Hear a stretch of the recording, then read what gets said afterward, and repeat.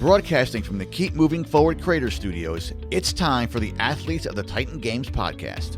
This limited release show features the stories of the 2019 contestants of Dwayne "The Rock" Johnson's athletic competition, NBC's The Titan Games. Now here's your host, Katie Galley. Hi everyone, and welcome to the Athletes of the Titan Games podcast. I'm your host, Katie Galley. In the Keep Moving Forward Creator Studio with me today, I have Titan Games athlete and entrepreneur Kwame Sarfo. How are you doing, Kwame? I'm doing good today. How's everything with you today, Kate? I am doing great. Thanks so much for asking, and thanks too so much for stopping by and sharing your story with us. No problem. Thank you for having me. Of course. So just to get the ball rolling, I wonder, where did you grow up, and how, if at all, was your childhood shaped by athletics?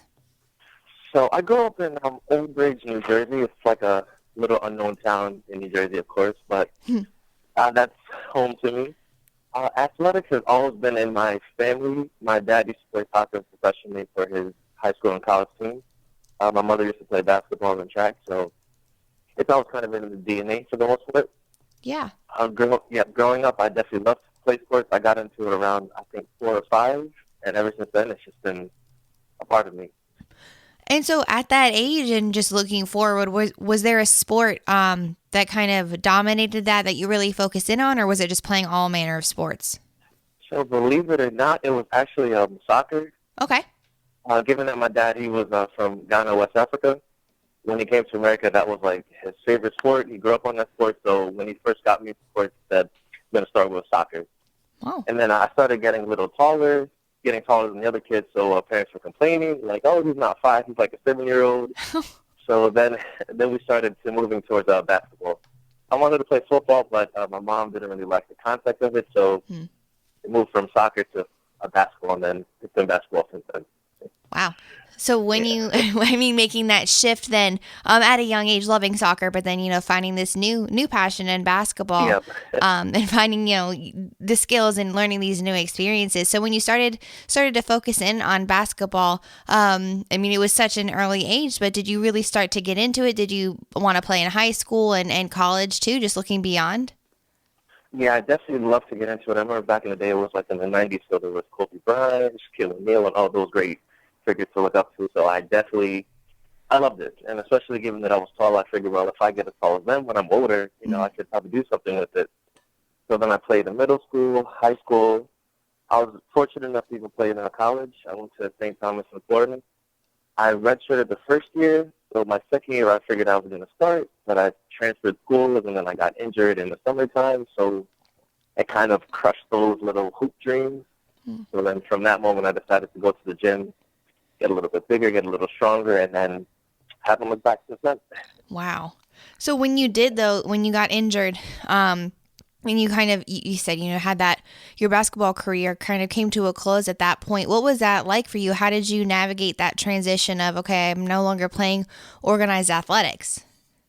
It was really weird because, I don't know, up until that moment, I really didn't think about anything else besides sports. Even if I knew I wasn't going to make it to the NBA because I was maybe 6'3" at the time, I still, my whole mind was revolved around sports. I wasn't thinking about, the future, business, or, other things like that. It was just mainly wake up, eat, go to practice, go work out, go to practice. That was the whole mindset. So after the injury, at first it took me a long time to kind of readjust because I was even trying to work out on the injured ankle, and that only made it worse. Right.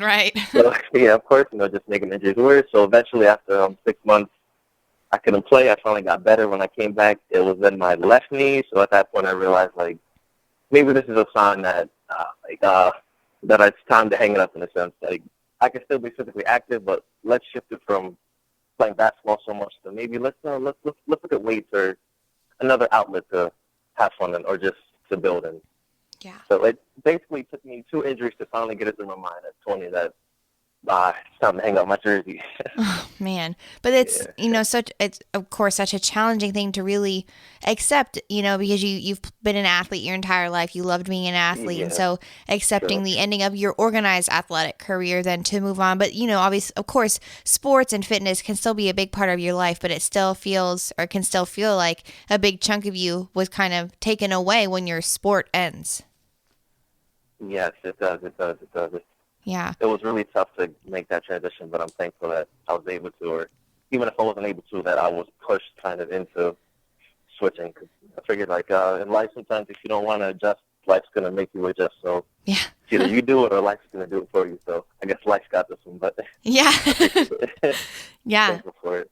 And sometimes you're right. You need that push. You need that. Okay, if you need to figure out how to adjust, you have to decide to continue forward because like you're saying, life continues forward. So how are you gonna continue forward with it?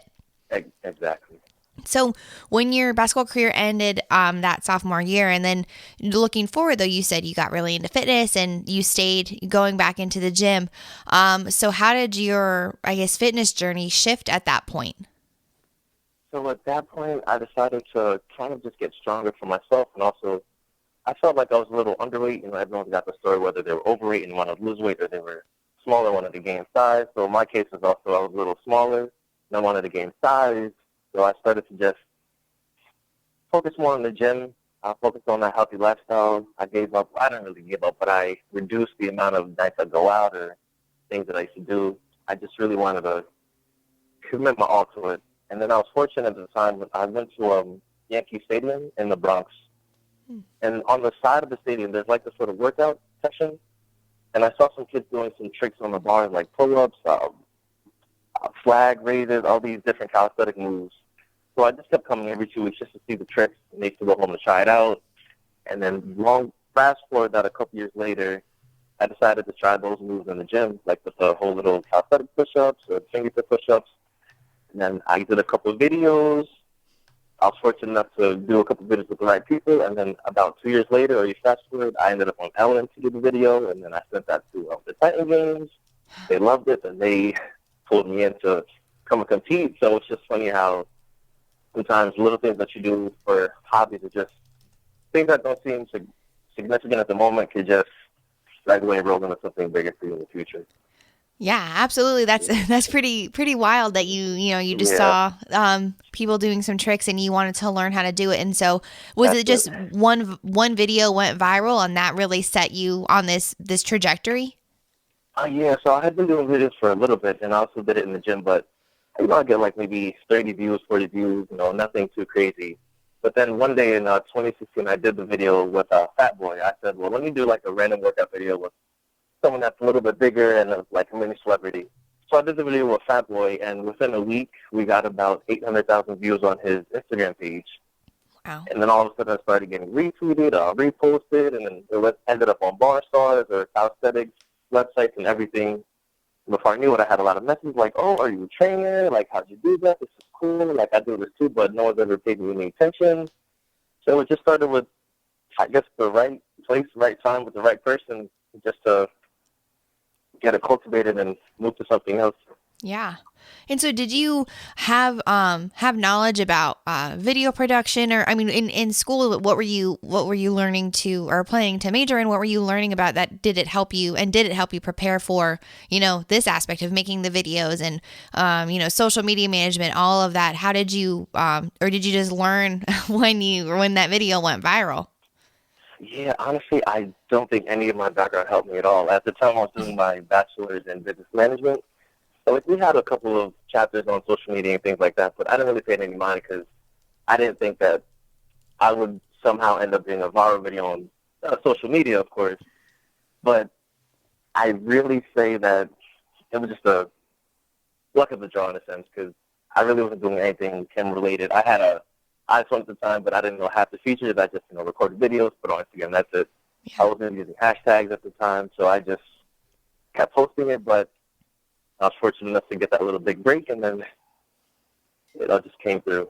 Man. And so prior to that, because you said that was 2014 when that happened? That one was around 2016. Okay, 2016. Gotcha. Okay. Yeah. So leading up to that then, so what were you, so you said you were making those videos on the side. It was just something for fun. You enjoyed that, but you also got your bachelor's in business management. So what was your, I guess, your day job, your outside job outside of working out and making those videos? Oh yeah. So outside of that, I was also had like 2 jobs. It's kind of weird, but I started my first job when I was 12 years old. Yeah. I was working at an African shop, Original Canadians in Fairview, New Jersey. like I just started working there, just to pass the time, get a little money, save it up, whatever the case may be. So I was doing that, and then also at the same time I wanted to be a healthcare administrator in the hospital. I noticed that the hospital, the healthcare side makes a little bit of money, so I figured, well, I like hospitals, I like business, let me put the two together. So I was doing the videos for the workout. I was working at the African shop at the time, and I was also going to school working at Robert Wood Johnson as a census coordinator, excuse me.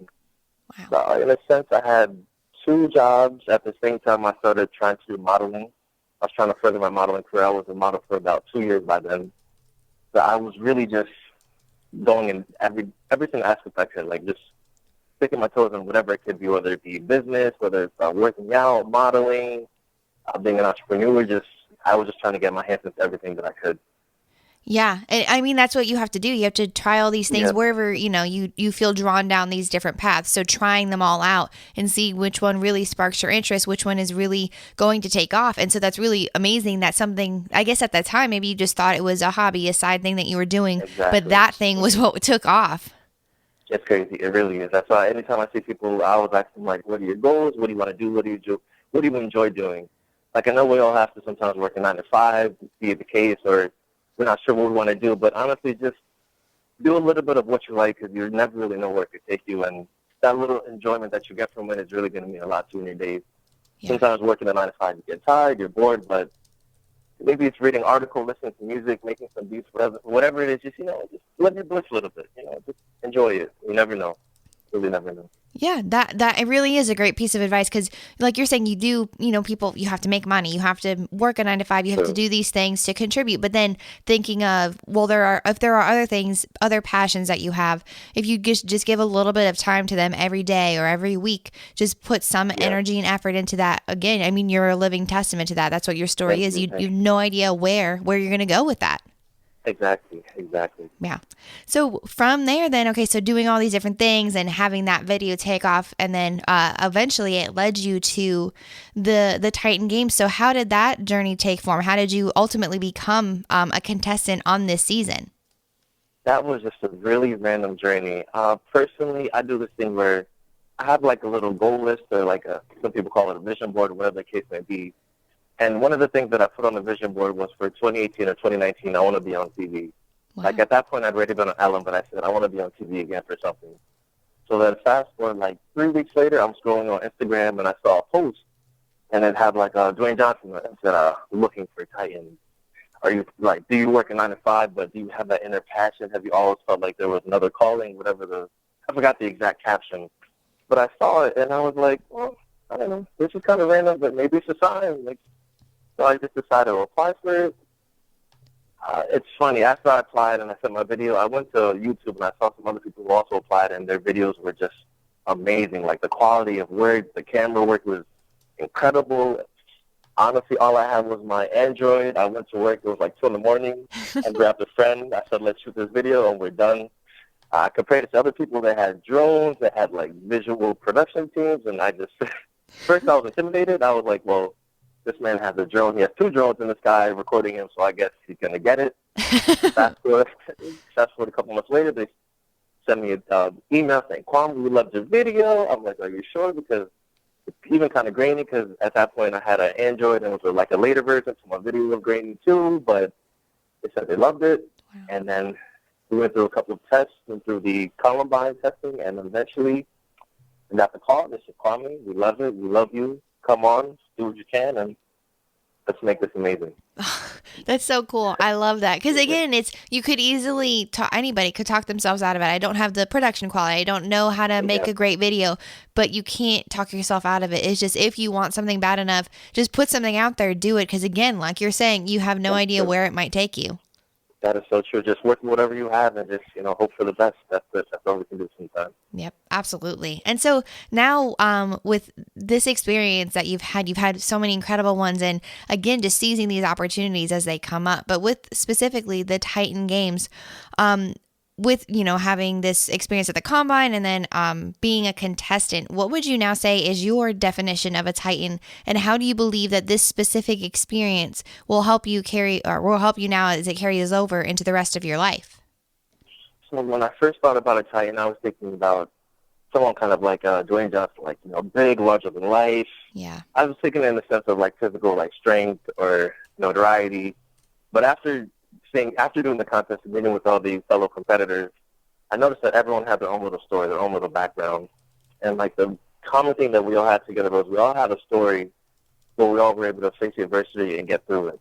Mm-hmm. So I realized that a Titan is not really more so the physical aspect, but just that inner fortitude. And it's funny, it's something that we all have. Like, we all have our own different struggles, our different issues, whatever the case may be. But a Titan is someone who can just see the wall in front of them and say, well, I'm going to knock you down. I'm going to go around you. I'm going to try to go underneath you. I'm going to go over you, but I'm going to get past this wall. I'm going to get past this barrier and get to that next side or get to that goal in life.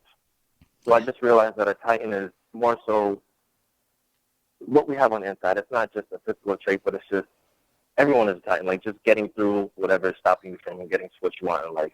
Yeah, absolutely. And the whole experience was amazing. Like, just seeing all these competitors, because usually where I am, most people see me, they're like, oh, Kwame, you're so big, you're so ripped. I swear to you, when I went to this Columbine and I saw all these athletes, I felt like I felt small. I felt small. Like, I'm 6'3", 220 pounds, but compared to some of these athletes, I felt small. We had like NFL players, professional race car drivers, like CrossFitters, like Olympic sprinters, everything.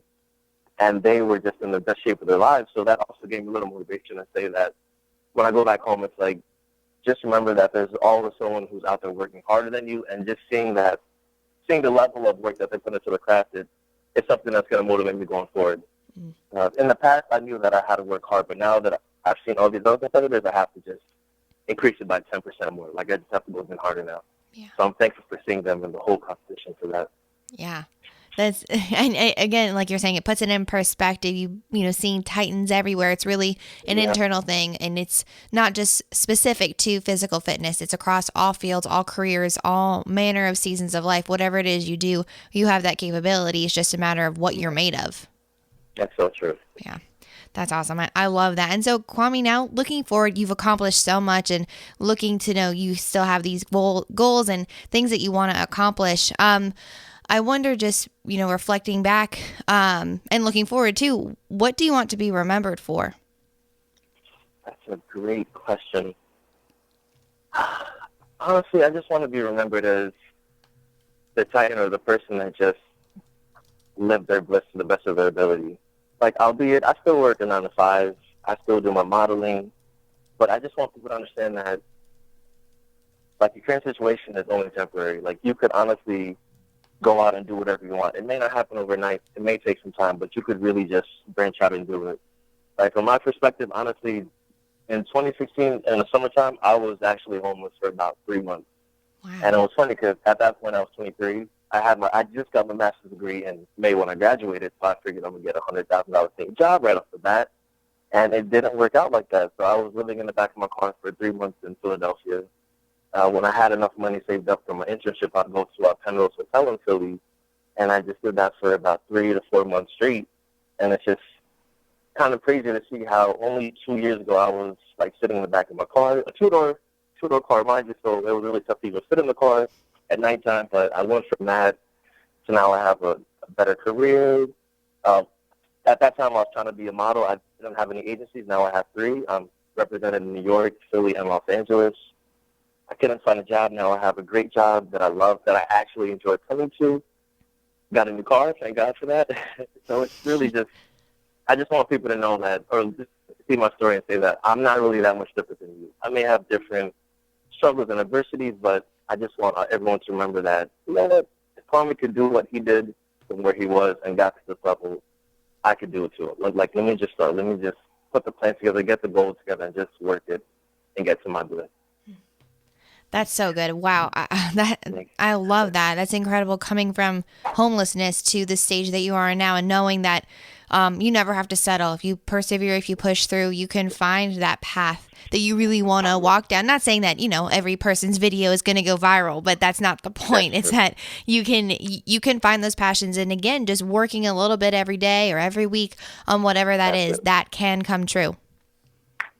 Yep, that's really it. Yeah. Put your mind to it, and just whatever you can, even if it's reading a book or reading an article, just every little bit helps. It all adds up. Thank you all for tuning in to today's installment of the Athletes of the Titan Games podcast. To learn more about each of these Titan athletes, be sure to check out their information in the links in my show notes. Furthermore, to stay up to date on all things coming out of the Keep Moving Forward Creators Studio, be sure to subscribe to the Keep Moving Forward podcast iTunes channel and follow along on social media, also available in the show notes. As the creator of the Titan Games, Mr. Dwayne "The Rock" Johnson says, "Titans aren't born, they're made."